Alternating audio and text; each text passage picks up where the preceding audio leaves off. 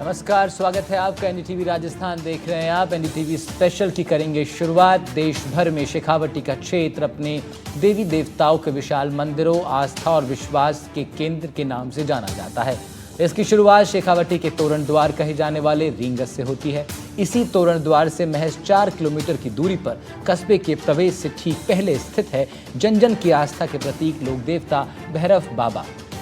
इस मंदिर के प्रति लोगों की अटूट आस्था है। इस मंदिर की मान्यताएं और विशेषताओं को लेकर के हमारे सहयोगी ने तैयार की आपके लिए एनडीटीवी स्पेशल रिपोर्ट। देखिए जरा।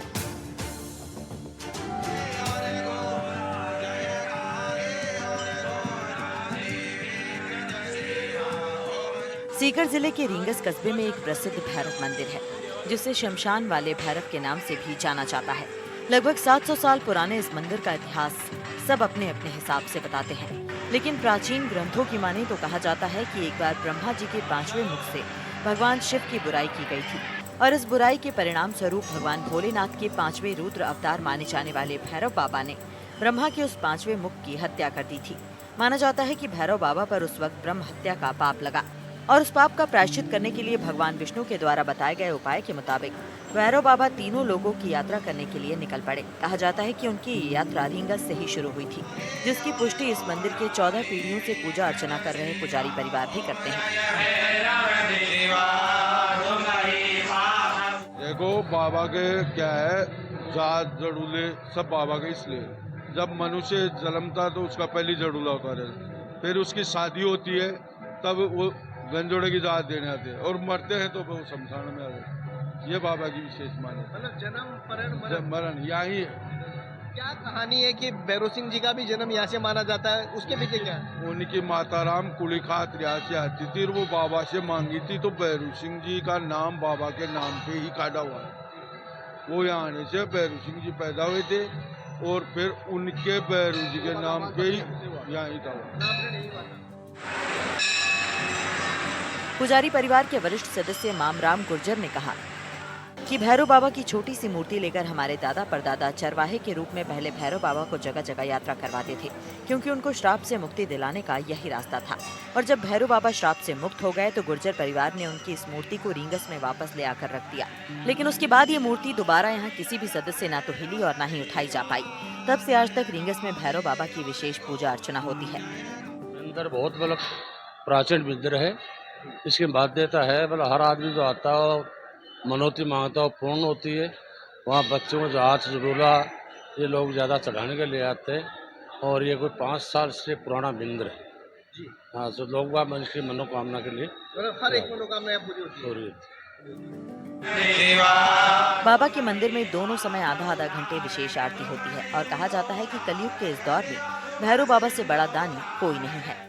यहाँ आने मात्र से ही भक्तों की सारी मुरादें पूरी हो जाती हैं। साथ ही साथ ये भी मान्यता है कि बच्चा जब जन्म लेता है तो उसके जात जुड़ूले और पहली थोक यहीं लगती है और जब उसकी शादी होती है तो गंजोड़े की जात भी यहीं लगती है और मृत्यु के बाद तो श्मशान घाट जाना इंसान की नियति है ही।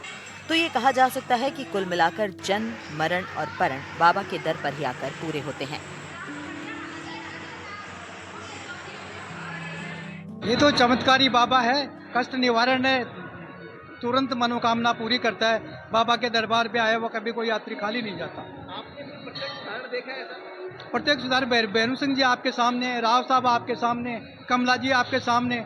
कमला जी कभी जाती थी तो रोड क्रॉस नहीं करती थी, बाबा के दरबार में आके जाती थी। भार्गव साहब हैं, अभी जोशी साहब का परिवार था, अभी बराला साहब की जो हुई है एमएलए वाली सीट फाइनल, वो परिवार यहाँ था। सर्वमान्य है, सर्वविदित है। अगर इतिहास और किंवदंतियों की माने तो राजस्थान के पूर्व मुख्यमंत्री और देश के उपराष्ट्रपति रहे श्री भैरव सिंह शेखावत का नाम भी इन्हीं भैरव बाबा के नाम पर है। उनका नामकरण इसी मंदिर परिसर में किया जाना बताया जाता है। जयपुर के सबसे ज्यादा समय तक सांसद रहे स्वर्गीय गिरधारी लाल भार्गव के आराध्य भी यही थे। जब भी लोकसभा चुनाव हुए, परिणाम वाले दिन वो यहाँ आकर पूजा अर्चना करते थे और जीत की घोषणा के बाद यहाँ प्रसाद चढ़ाकर वापस जयपुर लौटते थे।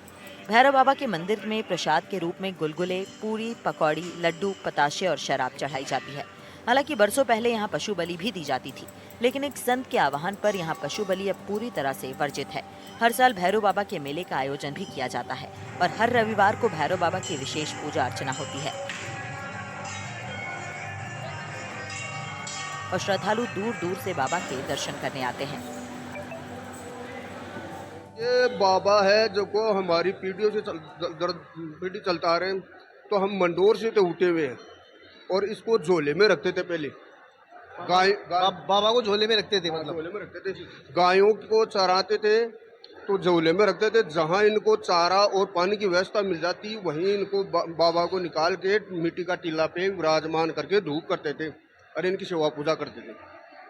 तो मंडोर से चलते चलते चलते इधर से निकले ना ही हम, दादा परदादा हमारे इधर से निकले तो ना ये चारों में रिंगस के शमशान थे। तो यहीं पे इन्होंने मिट्टी का टीला बना के, और ये पहले जोड़ा थे दोनों बराबर भरे रहते थे। आज भी जोड़े का काम हो रहा है। अभी 5.5 करोड़ रुपए पास हुए। तो गायों को पानी पिलाने के लिए यहाँ पे मिट्टी के टीले पे उन्होंने अपना तंबू डाल लिया और इनके बाबा को मिट्टी का टीला के यहाँ पे बैठा विराजमान कर दिया।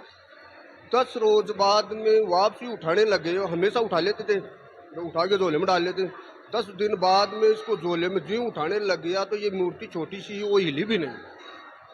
ये हमारी पीढ़ियों से आ रहे हैं। पीढ़ियों से आ रहे हैं। क्या लगता है बाबा ढूंढते हैं सबकी मुराद पूरी होती है? बिल्कुल पूरी होती है।